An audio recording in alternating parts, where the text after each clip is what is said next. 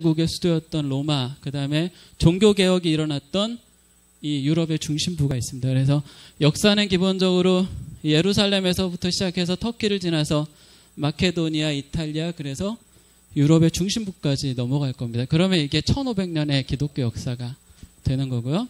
그래서 여기서 종교개혁이 일어나면 그게 영국을 거쳐서 미국을 거쳐서 우리나라까지 들어오면 그게 이제 500년의 개신교 역사가 된다고 볼 수가 있습니다. 그래서 2000년의 한국 교회 역사 중에 1500년은 이 지역에서 이루어집니다. 그리고 나머지 500년은 그 바깥쪽에서 이루어지니까 거의 뭐 여기가 중심부라고 볼 수가 있고요.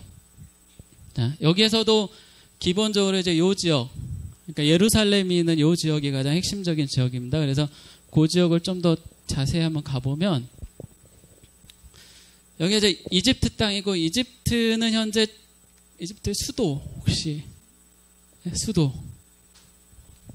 카이로, 그렇죠? 카이로가 최대 도시고요. 이집트의 두 번째 도시, 저리로 치면 부산 같은 도시가 여기 보이는 알렉산드리아라는 도시입니다. 그러니까 알렉산드리아는 알렉산더가 세운 도시고요. 지금 이집트의 2대 도시고요. 여기가 이제 애굽 땅이고, 여기가 이제 그러니까 성경의 중심 무대 중 하나고요. 여기 예루살렘이 있고요.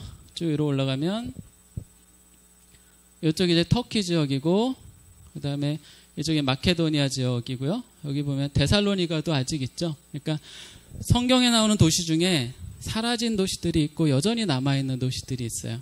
그래서 데살로니가 같은 경우도, 데살로니가는 이제 요 마케도니아의 그 당시에 수도였고 현재도 남아있는 도시고요.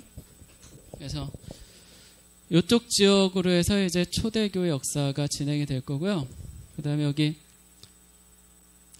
요 섬이 하나가 있고요. 이 섬 이름이 성경에서는 구브로라는 섬입니다. 그래서 요 구브로가 초대교회에 조금 나오기 때문에 요 섬 한번 기억을 해두시고요. 자, 이스라엘 역사를 간단하게 좀 다뤄보면, 한 BC 1000년 전 경우에, 그러니까 예수님이 오시기 1000년 전에 이제 다윗 왕국이 이제 세워지는데, 이스라엘 왕국의 초대 왕은 사울이죠, 그렇죠? 그 다음 다윗, 솔로몬 3대 왕이고, 3대 왕에서 죽고 나서 분열을 하게 됩니다. 그래서 분열을 하게 되면 북이스라엘과 남유다로 두 개로 분열을 하게 되는데, 이때 이스라엘 지파가 총 몇 개지 혹시? 12지파죠? 12지파 중에 북이스라엘로 들어가는 지파가 9지파고요. 남유다로 들어가는 그러니까 뭐 좀 더 정확히 말하면 10지파고요. 남유다로 들어가는 지파가 2지파입니다. 그래서 남유다로 들어가는 지파가 유다 지파하고 베냐민 지파 2개예요. 근데 베냐민 지파는 워낙 소수예요. 그래서 결국은 남유다는 거의 유다 지파 하나의 나라고요. 북이스라엘은 10개 지파의 나라입니다. 근데 이 북이스라엘이 누구한테 멸망을 하냐면 아시리아라는 나라한테 멸망을 해요. 그 다음에 남유다는 150년 정도 지나서 바벨론이라는 나라에 멸망을 하게 됩니다. 근데 여기서 이제 북이스라엘은 기본적으로 일찍 멸망을 했잖아요. 그래서 사라져요, 이 지역이. 그러니까 성경 속에서 사라지게 돼요. 그러니까 남유다만 남게 돼요. 그래서 사실은 이스라엘의 12지파 중에 유일하게 유다 지파가 하나 살아남았고, 그것이 지금의 유대인들이고, 우리가 이스라엘 민족이라고 지금 생각하는 유대인들은 결국 12개 지파 중에 하나의 지파라고 보시면 될 것 같습니다. 물론 뭐 섞인 부분들도 많이 있긴 하지만, 그래서 이 유다가 멸망하고 나서 이 바벨론이 포로로 사람들을 많이 붙잡아 가게 되고, 그 포로기가 지나서 다시 이 바벨론이 페르시아한테 멸망을 하는데, 이 페르시아는 약간 좀 관대한 정책을 써서 사람들을 다시 돌려보냅니다. 그래서 바벨론 유수를 했다가 포로 귀환을 하게 되고, 성경 속에 보면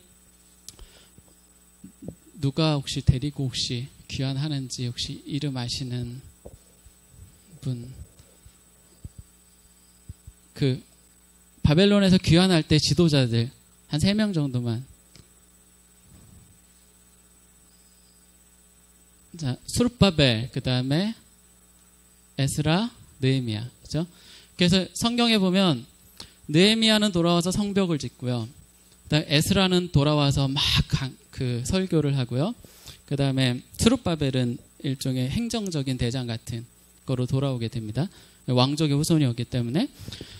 근데 성전이 돌아왔으니까 성전을 지어야 되는데 성전을 게을러서 잘 안 짓는 거예요. 그러니까 학개나 스가랴 같은 선지자가 나타나가지고 성전 좀 지어라. 그게 이제 구약의 이제 학개 스가랴의 내용들이 되고요.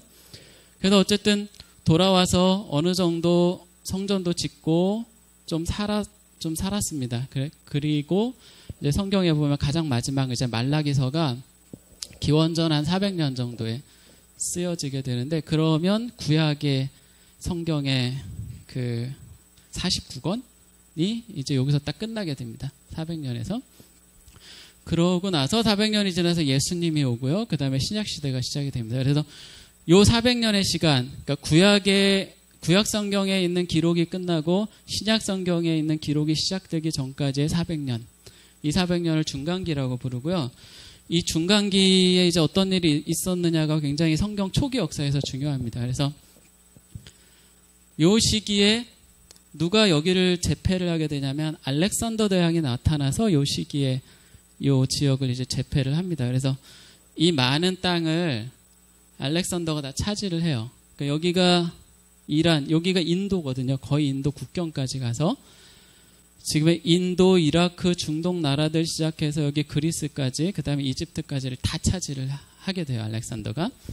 근데 이 알렉산더가 다 차지를 하고 나서 알렉산더가 갑자기 요절을 해요. 35인가 36에 이제 요절을 하게 되는데 죽으니까 그 밑에 있던 장군 4명이 저 제국을 나눠 갖게 됩니다. 그래서 여기 보면 색깔이 다른 4개가 있죠. 이렇게 하나, 둘, 셋, 넷 이렇게 뭐 장군들의 힘이 느껴지는 거예요. 그러니까 장군들의 힘대로 그냥 쪼개서 이제 나누는 건데, 자 여기서 이제 중요한 2개의 나라가 셀레우코스하고 프톨레마이오스라는 2개의 나라가 중요합니다. 그래서 이 2개의 나라의 경계가 여기인데, 이 경계가 지금의 이스라엘 지역입니다. 그러니까 이스라엘 지역은 2 나라의 경계가 있어서 이쪽이 힘이 세지면 이쪽한테 먹히고, 이쪽이 힘이 세지면 이쪽한테 먹히고, 왔다 갔다를 하게 되고, 또 중간에 잠시 독립을 했다가 마카비 왕조라는 왕조를 통해서 독립을 했다가 다시 누구한테 먹히냐면 63년에 예수님 전 63년에 로마 제국에 의해서 이 지역이 다 이제 들어가게 됩니다. 근데 여기서 이제 저희가 봐야 되는 게 뭐냐면, 이 프톨레마이오스라는 나라의 수도가 어디냐? 거기가 알렉산드리아입니다. 거기에 수도가. 그다음에 그럼 이 셀레우코스 전체 지역의 수도는 어디가 되냐면 여기 있는 도시 안디옥이라는 도시가 됩니다. 그러니까 성경 속에 나오는 굉장히 중요한 2개의 도시예요. 그러니까 저 큰 지역의 수도는 안디옥이고요. 밑에 있는 프톨레마이오스의 수도는 알렉산드리아입니다. 그러니까 2개가 큰 도시고요. 자, 로마가 이 지역 전체를 다 통일을 하게 되는데, 로마가 전체를 다 통일을 했을 때 로마 제국의 3대 도시가 로마, 알렉산드리아, 안디옥 이렇게 3개가 됩니다. 자, 그리고 이 알렉산더가 여기서 마케도니아에서 나가지고 전체를 다 통일을 하게 되는데, 전체를 다 통일을 하고 나서 알렉산더가 이제 그 헬레니즘 문화라는 거를 게 이제 생성이 되고요. 그 다음에 헬라어가 이 지역의 공통어가 됩니다. 그러니까 지금으로 말하면 그리스어죠. 그래서 헬레니즘의 문명, 헬레니즘의 문화가 다 그 여기를 다 지배하게 되고, 헬라어가 공통어가 되고요. 또 하나 로마가 여기를 지배를 하면서, 로마는 무슨 일을 하냐면 로마는 길 까는 게 취미예요. 도로를 만드는 게. 그래서 로마가 이 전 지역에 도로를 다 깔아요. 자, 그러면 이게 이제 왜 중요하냐면, 그 사도 바울이 다소라는 여기서 태어났는데, 다소라는 여기서 태어났는데 여기도 가고 로마도 가고 저기도 가고 여기도 가고 말도 다 통하고 다, 그러니까 초대교회가 처음에 만들어지고 나서 100년 안에 엄청나게 확산이 되는데, 왜 확산될 수 있었느냐? 그 배경에는 여기가 국경이 없었기 때문에 그래요. 첫째가, 그러니까 왜냐하면 로마 제국이 다 제패했으니까 국경이 없었기 때문에 건너다니는데 큰 문제가 없었어요. 그다음 2번째가 언어가 통일돼 있었어요. 헬라어로. 세 번째가 문화도 통일돼 있었고, 네 번째로 로마가 도로를 다 깔아놨어요. 그러니까 사실 저희가 성경에서 이야기할 때 예수님이 오시는 것을 누가 예비했느냐? 그러면 누구죠? 예수님이 오실 걸 예비한 사람. 세례 요한. 그렇죠? 그러니까 영적인 부분에서 세례 요한이 예수님이 오실 것을 예비하지만 다른 모든 것은 제국을 통해서 이루어져요. 그러니까 도로를 깔고 언어를 통일하고 문화를 통일하고 그다음에 국경을 없애는 모든 일들이 예수님이 오시기 전에 다 이루어져요. 그러니까 결국 그 바탕 위에서 초대교회가 급속하게 로마 제국을 통해 성장해 갈 수 있었던 거예요. 그러니까 어떻게 보면 저희는 이제 성경을 통해서 세례 요한의 영적인 예수님의 그 준비 과정, 예수님이 오시는 걸 예비하는 과정만 우리가 이해를 하지만 우리가 역사를 배우면 그 역사를 통해서는 그 영적인 부분이 아니라 실제 그 역사 속에서 어떤 과정을 거쳤느냐를 통해서 그 부분을 좀 연결시킬 수가 있어요. 우리의 기독교 신앙과 함께. 자, 그래서 예수님이 오셨고 죽으셨고 부활하셨고 승천하셨고 이게 이제 성경의 신약의 이제 시작이죠. 뭐 이 부분은 저보다 여러분들이 더 잘 알 거니까 싹 생략을 하고 여기서 이제 중요한 문제는 우리가 이제 교회라고 하는데 교회가 도대체 뭐냐에 대한 정의를 한번 하고 가야 돼요. 네, 왜냐하면 교회에 대한 해석이 다르거든요. 이 해석이 다른 게 굉장히 많은 차이점을 만들어요. 자, 예를 들어 지금의 카톨릭, 그러니까 천주교 얘기를 하면 천주교는 교회의 시작이 예수님의 성육신이에요. 예수님이 이 땅에 오시는 탄생이 교회의 시작이에요. 자, 그러면 카톨릭에서는 제일 중요한 행사가 성탄절이죠. 그렇죠? 예수님이 오신 게 교회의 시작이니까. 그러면 예수님이 오신 게 교회의 시작이니까 교회는 곧 예수님의 몸이에요. 그러니까 교회는 곧 예수님인 거예요. 그러면 우리가 예수님과 하나가 된다는 건 무슨 얘기냐? 우리가 그리스도의 몸에 동참하는 거고 그리스도의 몸에 동참하는 예식이 하나가 있어요. 기독교 예식 중에. 그게 성찬이라는 거예요. 예. 그래서 성찬이 뭐냐면 우리가 떡을 먹고 포도주를 마시는데 떡은 들어가서 예수님의 몸이 되고 포도주는 예수님의 피가 되는 거예요. 그러면서 우리의 몸이 그리스도의 몸과 연합하는 거고 그럼 우리는 교회가 되는 거예요. 하나가 되는 거죠. 그러면 천주교는 뭐가 되게 중요하게 되냐면 그러니까 성찬에 참여하는 성도가 교인인 거예요. 그러니까 성찬에 참여해서 그리스도의 몸과 피로 그리스도 하나가 되는 사람이 교인이고 그게 교회고 그러면 누가 성찬을 주느냐가 중요해져요. 그게 권력이 돼요. 그게 사제죠. 그러니까 최고로 치면 교황부터 시작하는 쭉 사제. 그러니까 사제가 성찬을 안 베풀면 그 사람은 교회의 일원이 될 수가 없는 거예요. 그러니까 그러면 사제의 권한이 굉장히 막강하게 되고 그 사제가 소속되어 있는 카톨릭 교회의 권한이 굉장히 중요해지고 그러면 교회라는 것이 곧 그 카톨릭 교회가 되는 거예요. 그러니까 굉장히 중요한 차이를 만들죠. 근데 개신교는 관점이 달라요. 개신교는 예수님의 가장 큰 사역을 뭐로 보냐면 그 구약에서 예언했던 제사의 제물이 되는 것을 예수님의 가장 큰 사역이라고 생각을 해요. 그럼 예수님은 십자가에서 죽고 부활한 것이 가장 중요한 예수님의 일이었던 거고 그러면 개신교는 부활절이 가장 중요해요. 그러니까 개신교는 성탄절보다는 부활절이 중요한 거고 개신교의 관점에서 보면 그럼 이제 예수님이 부활을 했는데 그 부활한 그 예수님이 우리를 구원하실 수 있는 구원자다라는 것을 믿는 사람들이 모인 공동체를 교회로 봐요. 그러니까 개신교에서의 교회의 시작은 가장 한순간으로 뽑으라고 하면 성령이 마가의 다락방에 오셨을 때 아니면 예수님이 부활했을 때 그 과정, 성도가 모이는 그 과정 그때를 교회의 시작으로 봐요. 그러니까 관점이 완전히 달라요. 이 관점이 다른 것 때문에 개신교는 어떤 특성을 가지고 있냐면 프로테스탄트라는 게 저항한다라는 뜻이에요. 그러니까 칼뱅도 어떤 말을 하냐면 프로테스탄트의 정신은 뭐냐? 끊임없이 개혁하는 사람들이 프로테스탄트다. 이렇게 정의를 해요. 그러니까 프로테스탄트라는 거의 말 자체가 끊임없이 개혁하고 혁신하고 바꾸고 개혁하고 바꾸고 이게 그 개신교의 정신이에요. 그런 사람들이 몇 명 모이면 그게 교회가 돼요. 그러니까 저희는 성당에 교회에서 성찬을 베풀지 않아도 몇 명이 나가서 교회를 만들어도 그 교회가 되는 거예요. 그러니까 관점적으로 차이가 있어요. 혹시 질문 있으신가요? 그러니까 너무 혼자 떠들면 이렇게 좀 집중도 잘 안 되고. 네? 그러면 쉬운 걸로 제가 가끔씩 던지는 걸로. 네. 그래서 좀 더 가보겠습니다. 그래서 제가 사실은 한 20분부터 그 2시까지, 2시에서 2시 10분, 한 40분, 50분 이렇게 해놨거든요. 그래서 대충 그쯤 되면 그냥 대충 멈추고 다음으로 넘어가는 걸로 하고요. 자, 그래서 마가의 다락방에서 성령님이 오시면서 교회가 탄생을 하는데 최초에 생겼던 교회가 예루살렘 교회입니다. 그래서 예루살렘 교회가 탄생을 하는데 마가의 다락방에서 한 100여 명이 모였었고요. 그 다음 베드로가 설교해서 사람들이 엄청 모이죠. 수천 명이 모이고 그게 이제 예루살렘 교회의 시작입니다.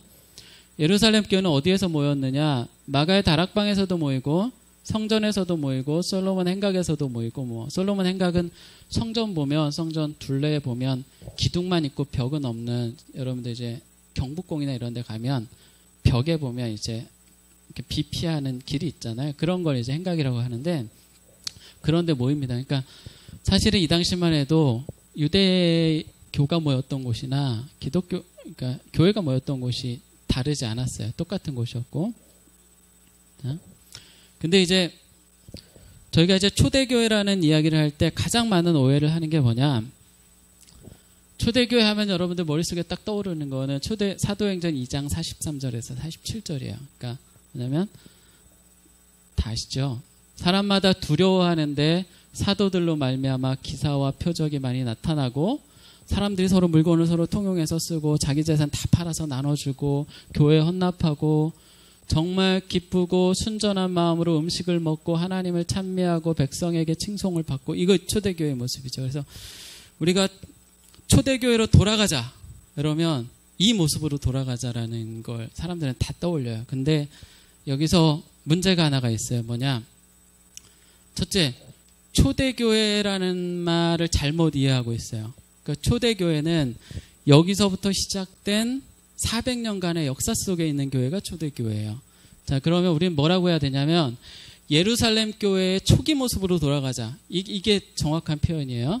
그래서 이게 이제 예루살렘 교회 모습이었고, 그럼 이 모습으로 돌아가자라는 건 맞는 거냐? 그거 한번 좀 생각을 해봐야 되는데, 왜 생각을 해봐야 되냐면 뒷부분에 제가 말씀을 드릴게요. 예수님이 하셨던 명령은 뭐냐면 너희는 가서 예루살렘과 온 유다와 사마리아와 땅끝까지 이르러 내 복음을 전하라. 이게 예수님이 하셨던 말씀이에요. 근데 예루살렘 성도들은 예루살렘에 모였어요. 너무 좋아요. 성령도 받았고 기쁨이 넘치고 자기 재산 다 팔고 다 나눠주고 가난한 사람도 없고 서로 도와주고 정말 기쁨의 공동체, 정말 거룩했고 은혜가 넘쳤고 성도들이 사랑이 너무너무 넘쳤던 교회, 이런 모습으로 우리가 돌아가길 원하잖아요.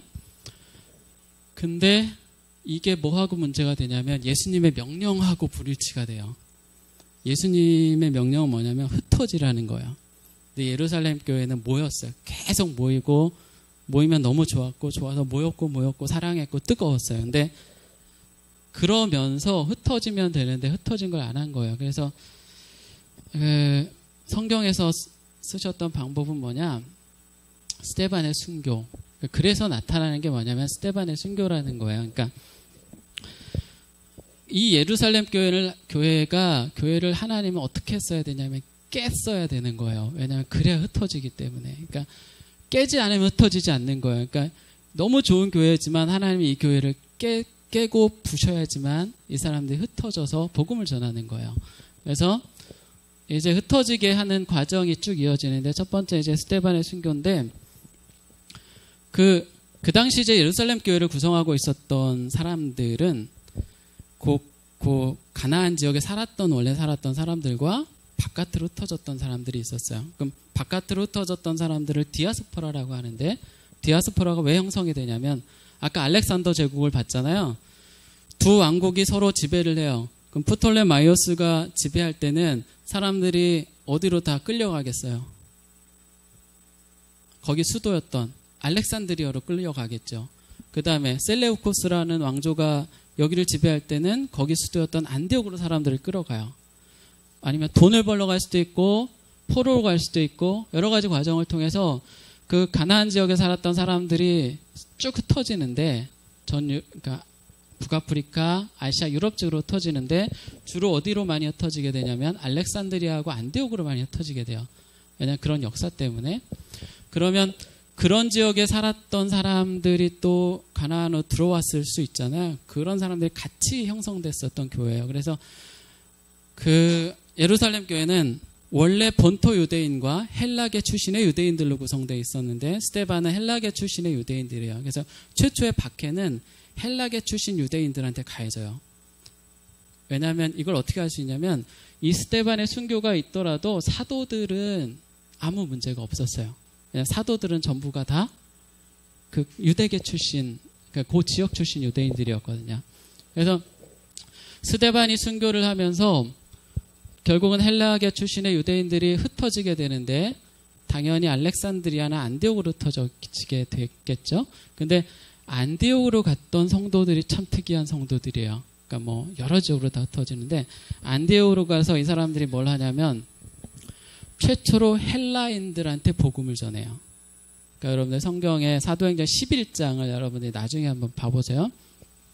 헬라인들한테 복음을 전해요. 이게 혁명적인 사건이에요. 그러니까 교회 역사에서 최초로.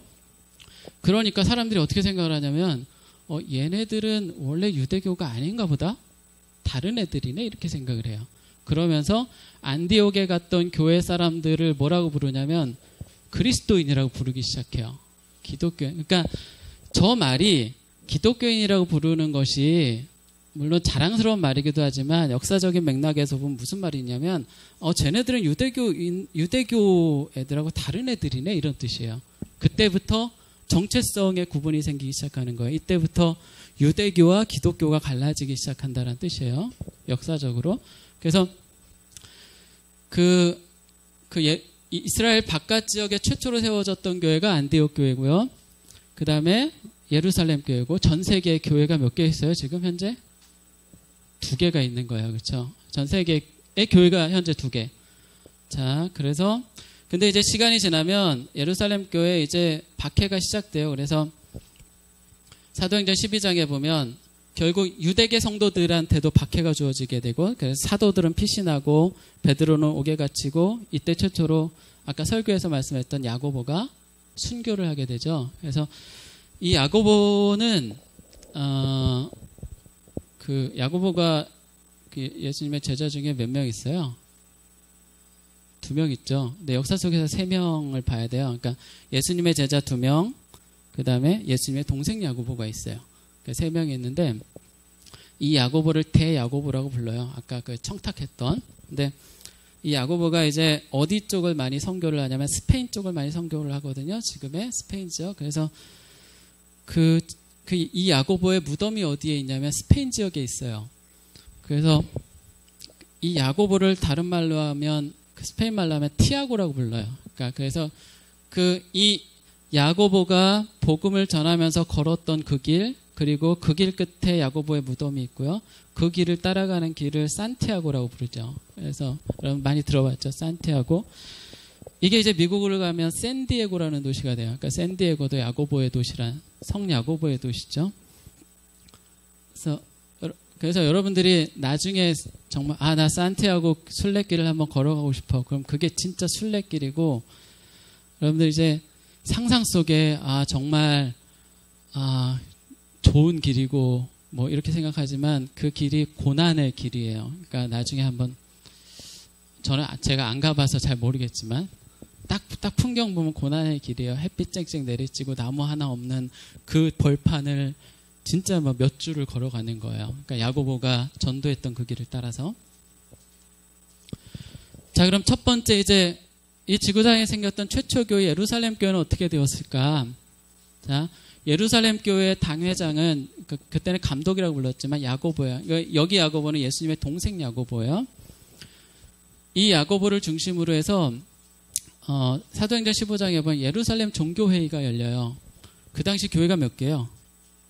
2개. 그러니까 안디옥 교회 지도자는 저 당시엔 바나바와 바울이었어요. 그 사람들이 오고 예루살렘 교회, 그 다음에 저 종교회의 의장은 야고보가 돼요. 그래서 종교회의를, 이게 세계 최초의 종교회의예요. 종교회의를 개최를 하는데 이때 난 결론이 뭐냐면 헬라인들한테 할례를 해야 되냐 말아야 되냐, 그래서 안 하기로 결의를 해요. 이것도 굉장히 엄청나게 개혁적이고 혁신적인 사건이에요. 그러면서 이때 누구를 선교사로 파송하냐면 유다하고 실라를 예루살렘 교회에서 안디옥 교회로 파송을 해요.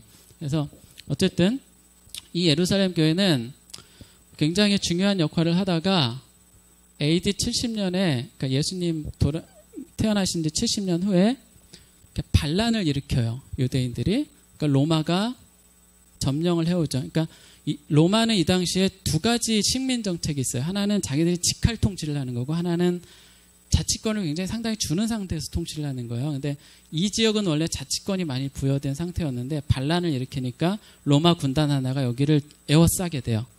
완전히 둘러싸는데, 그 당시 혹시 누가복음 21장 20절에서 22절을 여러분 나중에 한번 읽어보세요. 여기 보면 무슨 말이 나오냐면 예수님이 하셨던 말씀이에요. 너희가 적군에 의해서 둘러싸이게 되거든 너희는 산으로 도망가라, 이런 말이 나와요. 나중에 한번 읽어보세요. 그래서 이 당시 예루살렘 교회는 그 예수님의 말씀을 예언처럼 생각을 했어요. 그래서 적군에 둘러싸여 있었으니까 우리는 어떻게 하냐면 산으로 도망가야 된다. 그래서 어디로 도망을 가냐면 예루살렘에서 여기 데가볼리라는 지역의 펠라란 도시로 도망을 가요. 그러다가 한 3, 40년을 거기에 있다가 좀 잠잠해지니까 다시 돌아와요. 다시 돌아와서 이 지역 곳곳에 기독교인 공동체를 세우고요. 그게 현재까지 한 50만 명 정도가 남아있어요. 그 성도들이. 그리고 그 사람들을 우리가 뭐라고 부르냐면 예루살렘 그리스 정교회라고 불러요. 그러니까 그리스 정교회 중에 그리스 정교회 소속이고요. 그 다음에 예루살렘 그리스 정교회 소속이에요. 그러니까 우리가 사실은 착각하는 게 뭐냐면 우리가 이제 장로교회 소속돼 있고 장로교회는 개신교회 들어있잖아요. 그럼 초대교회 하면 그게 우리 거라고 생각을 하지만 사실은 우리는 저 끝에 있는 거예요. 그럼 초대교회의 가장 직접적인 후예는 누구냐? 사실은 이 사람들이죠. 예루살렘 교회 후예들. 그 사람들이 지금 어디에 있느냐? 정교회에 소속돼 있어요. 그러니까 그 정도를 그러니까 좀 이해를 하고 가야 되고요. 자, 그 다음에 이제 예루살렘 교회는 엄청나게 어마어마했던 예루살렘 교회가 이제 역사적으로는 그렇게 의미가 없는 교회가 돼버려요. 그러니까 그래서 이때부터 이제 예루살렘 교회가 더 이상 등장하지 않아요. 그러니까 저희도 예루살렘 교회에 이제 관심이 없어요. 역사가 어디로 옮겨가냐면 안디옥이라는 도시로 옮겨가요. 그래서 이 안디옥이라는 도시를 통해서 이제 선교가 시작이 되는데 안디옥에 성도들이 생기니까 예루살렘 교회에서 누구를 파송을 하냐면 바나바를 파송을 해요. 그럼 바나바가 안디옥에 가서 사역을 하는데 바나바가 사역을 하다가 다소에 가서 누구를 데려오죠? 사도 바울을 내려와서 둘이 사역을 해요. 둘이 사역을 하다가 이제 선교 여행을 시작을 해요. 자, 1차. 자, 안디옥에서 시작되는 1차 선교 여행은 처음에 구브로라는 섬으로 가서 이렇게 돌아서 이렇게 가는 일정으로 진행이 돼요. 네, 이건 뭐 자세히 알 필요가 없고 작년에 초대교회에서는 제가 좀 자세히 다뤘는데 지금 제가 한 8시간 정도에 했던 걸 2시간에 끝내려고 하니까 이게 좀 만만치가 않아서 여기서 사건은 딱 2가지. 이때 대장은 바나바예요. 그래서 사도행전 잘 읽어보시면 바나바와 바울로 나와요. 자, 바나바가 왜 구브로 섬으로 갔느냐? 구브로 섬이 들으셨던 분들은 얼핏 막 기억이 나시죠? 바나바의 네? 말씀하셨는데 고향이기 때문에 네, 그리고 자, 바나바의 여자, 그러니까 누나인지 동생인지 모르겠지만 누나가 마가의 어머니예요. 그러니까 마가의 어머니의 동생이 바나바, 동생인지 오빠인지 모르겠지만 하여간 형제예요. 그러면 마가는 바나바의 조카가 되죠. 다 가족이에요. 그 마가의 다락방에서 성령이 임했죠. 그 마가의 어머니도 구브로 출신이에요. 고향이 여기예요. 그러니까 바나바는 여기로 가는 거예요. 누구랑 같이 가냐면 마가하고 바울을 데리고 가서 여기서 엄청 고생을 하고 자, 육지로 터키 쪽으로 왔는데 여기서 풍랑이 엄청 심했어요. 그러니까 여기 딱 도착을 하니까 누가 헉헉대냐면 마가가 헉헉대는 거예요. 그렇죠? 마가가 너무 힘들어. 그래서 여기서 난 돌아간다. 돌아가겠습니다 하고 포기하고 돌아가요. 근데 왜 그러냐면 여기서부터 여기까지 넘어가는데 이 지역에 타우루스 산맥이라는 엄청나게 높은 산맥이 있어요. 그 산맥을 이제 넘어가야 되는데 그 당시에 이제 여기 넘어가는 유일한 길이 이제 로마가 깔아놓은 비아 세바스테라는 그 이제 일부가 좀 남아있는데 여기를 넘어가는 길이 이렇게 길이 깔려있긴 하지만 엄청나게 험준한 산맥이에요. 그리고 뭐 산적들도 많고 그래서 성경에 보면 바울이 내가 산적을 만나서 고생을 하고 막 이런 얘기 막 하는데 그 지역이 이 지역이에요. 근데 여기서 이제 마가는 돌아가고 이쪽으로 갔다가 루스트라하고 더베에서 있었던 아주 중요한 사건이 하나가 있어요. 그러니까 뭐 고난당하고 전도한 거 이거는 빼고 여기서 누구를 만나냐면 디모데를 만나요. 그러니까 초대교회에서 굉장히 중요한 사람들, 자 바나바, 바울, 베드로, 마가, 디모데 여기까지 왔어요. 그래서 중요한 사람들이고요. 자, 2차 전도 여행을 떠나는데 2차는 이제 안디옥에서 시작되고 목적은 뭐냐면 1차 때 여기서 만났던 성도들을 다시 교육시키고 싶은 거예요. 가르치고 싶어서 이쪽으로 떠나요. 근데 이때 마찰이 생기죠. 누구랑? 바울하고 바나바랑 마찰이 생겨요. 그래서 바나바는 누구를 데리고 가고 싶어요? 마가를 데리고 가고 싶어하고 바울은 마가하고는 절대 안 간다 그래요. 1차 때 경험이 있어서. 그래서 둘이 갈라져요. 그래서 바나바는 마가를 데리고 다시 구브로로 가고 여기로. 그러니까 저 바나바도 조금 이해가 안 되는 측면이 있죠. 그러니까 바나바는 어떻게 보면 약간 뭐랄까 성격적으로 이렇게 보수적인 사람이었던 것 같아요. 바울은 정말 열정이 넘치는 사람이었고 바울은 실라를 데리고 이쪽 지역으로 넘어가요. 자, 그래서 바울은 실라를 데리고 이쪽으로 가다가 루스트라에서 만났던 누구? 디모데를 데리고 함께 이렇게 넘어가는 거예요. 여기로 가다가 여기서 뭘 만나요? 환상을 보죠. 마게도니아 환상. 그러니까 바울은 이쪽으로 넘어가고 싶었는데 이쪽 쪽으로 가고 싶었는데 마게도니아 환상에서는 마케도니아로 넘어오라는 환상을 봐요. 그래서 그 환상에 따라서 마케도니아로 넘어가게 돼요. 자, 마케도니아로 넘어가서 첫 번째 도시가 이제 빌립보라는 도시인데 빌립보에서 누구를 만나게 되냐면 여자 루디아를 만나게 돼요. 그래서 최초로 그 루디아의 집이 빌립보 교회가 돼요. 그래서 바울 입장에 생각을 해보면 자기가 환상을 보고 최초로 유럽 땅에 가서 전도를 해서 최초로 세운 교회가 빌립보 교회인 거예요. 그러니까 빌립보 교회를 바라보는 바울의 심정이 어떨까? 여러분 한번 생각을 해보세요. 내가 정말 뜨겁게 은혜를 받고 막 전도를 해서 최초로 만난 내 제자.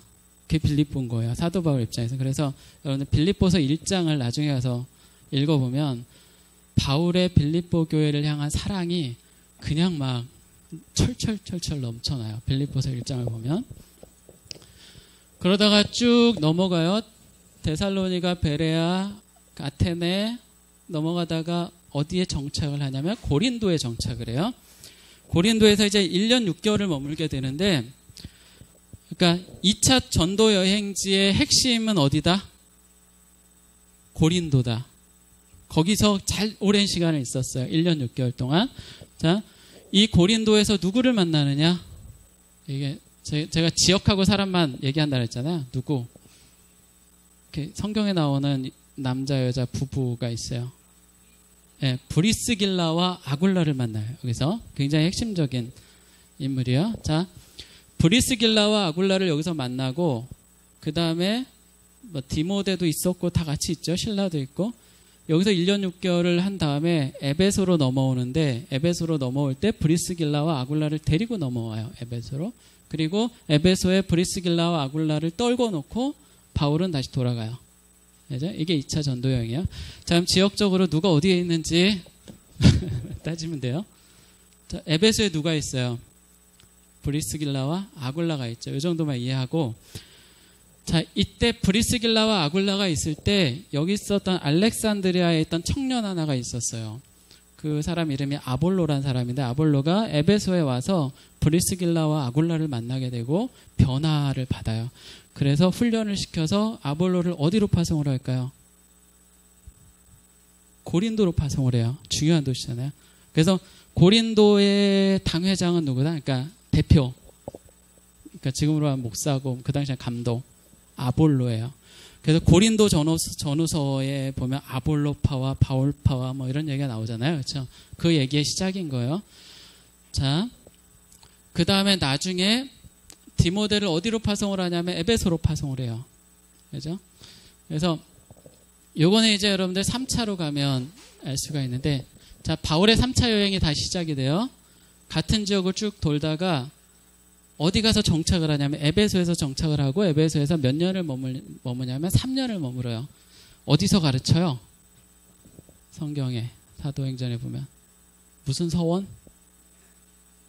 두란노 서원에서 가르치죠. 그렇죠? 두란노 서원, 에베소에는 두란노 서원에서 가르치고 여기에서 3년을 머물러요. 그러니까 3차 전도 여행의 중심지는 어디다?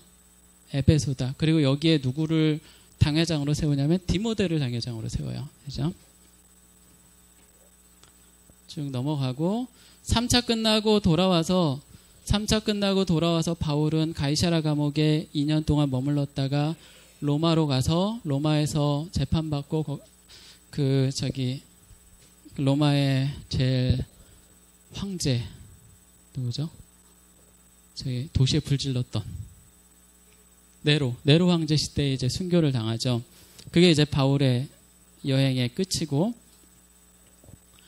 자, 그래서 한 2, 3분이면 끝날 것 같아요. 제가 너무 빨리 와가지고. 자, 안디옥 교회 어떻게 됐을까? 1, 2, 3차 전도 여행을 다 지원했고 전 세계 선교 여행의 최초 전초기지였어요. 그 전 세계 사실은 선교를 다 주관한 교회 안디옥 교회죠. 안디옥 교회는 이렇게 동굴 속에 있었던 교회였고 최초의 안디옥 교회 감독은 베드로예요. 왜냐하면 베드로는 어디 그 당시 기독교계엔 그냥 짱이니까 대빵이니까 베드로가 바나바와 바울을 그쪽에 이제 사역지로 거기서 가서 이제 사역하라고 보내는 거죠. 3세기까지는 번창을 하다가 결국 안디옥은 이슬람 오스만 제국이나 터키 제국 이슬람권으로 넘어가면서 이 도시 자체가 쇠퇴해서 지금은 굉장히 작은 도시가 돼버렸어요. 그리고 안디옥 교회는 거의 흔적도 없이 사라져요. 그렇죠? 그러니까 이렇게 찬란했고 위대했던 안디옥 교회도 역사 속에 현재는 흔적 없이 사라졌어요. 자, 근데 여기에서 이제 반전이 하나가 있는데 마가라는 인물이에요. 자, 마가는 마가의 다락방 100명이나 들어갈 수 있는 다락방을 가지고 있었던 어마어마한지 모르겠지만 부잣집의 도련님이고 1차 전도 여행에선 그렇게 살았으니까 그 여행이 너무 힘들잖아요. 포기도 했었고 그러다가 점점 마가는 성장을 하는데 성경 속에 보면 나중에 2개의 성경 구절이 있어요. 나중에 한번 찾아보세요. 그러니까 한 번은 바울하고 로마 감옥에 갇혔었고 한 번은 디모데후서는 사도 바울의 유언서예요. 사도 바울의 유언서인데 제일 마지막에 쓰여졌으니까 유언서의 마지막에 보면 마가를 데리고 오라고 해요. 내 일에 굉장히 중요하다고. 그러니까 가장 중요한 사람이 됐어요. 이 마가가 말년에 어디로 가냐면 알렉산드리아라는 도시로 가요. 그 알렉산드리아 아까 말했던 도시. 알렉산드리아라는 도시에 가서 교회를 세우고 그게 알렉산드리아 교회가 되고요. 그 교회는 한 몇백 년 후에 이단으로 정죄를 받아요. 근데 그게 약간 역사적인 맥락이 있어요. 물론 뭐 예수님의 신성 인성 논쟁도 좀 있었지만 그 당시에는 로마파도 있었고 안디옥파도 있었고 뭐 알렉산드리아 파도 있었을 거잖아요. 그러니까 알렉산드리아 파가 이제 밀려난 거죠. 그러니까 주류에서. 그래서 이단으로 정죄를 받는데 그럼 현재는 어떻게 되어 있느냐? 이 사람들의 후손이 현재 이집트의 콥틱 성도로 남아 있어요. 그리고 현재 한 1000만 명 정도 있어요, 이집트에. 그래서 이집트의 기독교 인구는 한 10% 정도 돼요. 그러니까 이집트 인구가 한 9천만 되는데 그 중에 한 1000만 정도가 콥틱 교인이고 그리고 전 세계에 한 2천만 정도의 콥틱 교인이 있어요. 그리고 이 콥틱 교인들은 기독교의 본류 바깥에 있어요. 그러니까 이단으로 정제되어 있으니까 바깥에 있는 그러니까 오리엔탈 정교회라고 하거든요. 거기 소속돼 돼 있어요.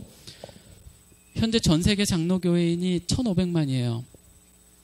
그럼 우리보다 콥틱 교인이 훨씬 많아요. 그러니까 우리는 장로교가 다라고 생각을 하지만 사실은 그 전 세계 장로교인이 1,500만인데 콥틱 교인이 2,000만이 있어요. 그러니까 겸손해질 필요가 있는 거죠. 그래서 이제 이걸 쭉 한번 다 정리를 한번 해볼게요. 자, 예루살렘 교회 최초 교회고요. 여기 감독은 야고보예요. 물론 베드로가 사역을 했고, 최초로 이방 지역에 세워진 안디옥 교회, 여기 초대 감독은 베드로고요. 여기는 바나바와 바울이 사역을 했고요. 그 다음에 2차 전도 여행에서 핵심 도시였던 고린도가 있고요. 고린도는 당회장이자 아볼로가 되고요.